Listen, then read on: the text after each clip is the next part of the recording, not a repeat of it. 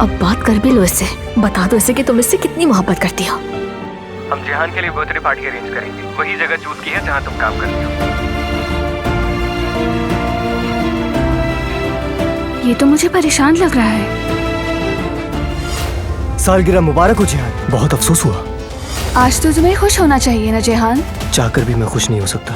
मुझे अभी भी वो बच्चा चाहिए था जवदत यार। मैंने सुना कि आपको औलाद की ख्वाहिश है। मेरा नाम सरताज है, मैं आपकी मदद कर सकता हूँ। तुम्हारे दोस्त के लिए ये ऐसा तोहफा है जिसकी कोई कीमत नहीं। इसे कबूल करने वाले के पास दिल होना चाहिए। क्या हम कल जेहान की छोटी मोटी बर्थडे सेलिब्रेट कर सकते हैं?